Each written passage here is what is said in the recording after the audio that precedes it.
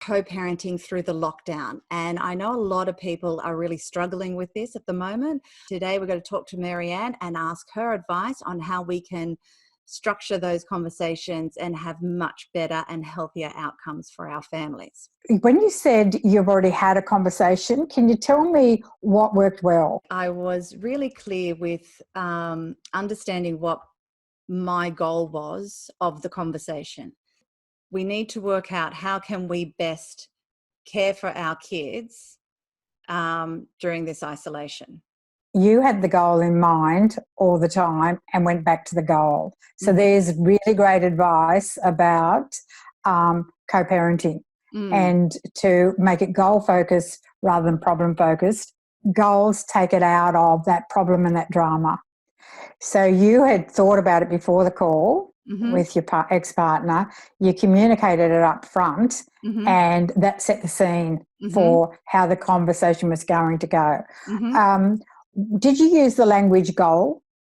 No. Or did you use so what language did you use so it felt, I guess, relational?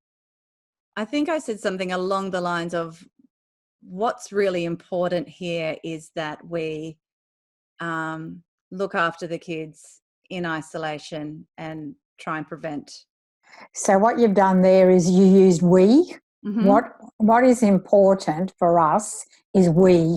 So you're starting to, your communication was team right up front. So it was goal focused and team focused. Should I just also note to anyone who's listening right now that I had spoken to you the day before my conversation. So I was level-headed and grounded with what I was going to say. Beautiful.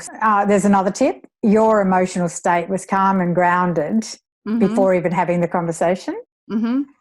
You also prepared your conversation, prepared in terms of simply what do I want to get from the situation for the children and how can I explain that to my ex up front.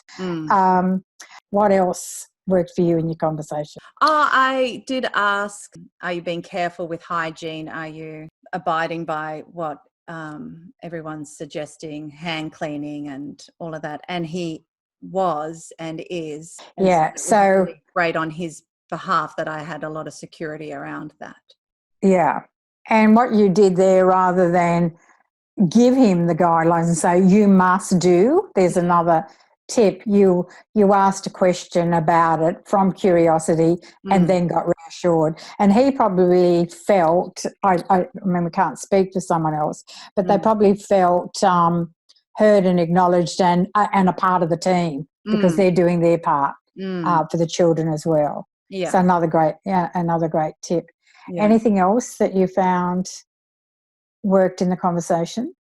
I really just dealt with what was being brought to the table right now. I just said, we don't need to worry about that scenario or that scenario. Exactly. So, and there's another tip of keep it in a here and now conversation. What are we talking about here and now in this conversation to get that outcome? And then in the short term, what are we going to do as a team to keep the children safe?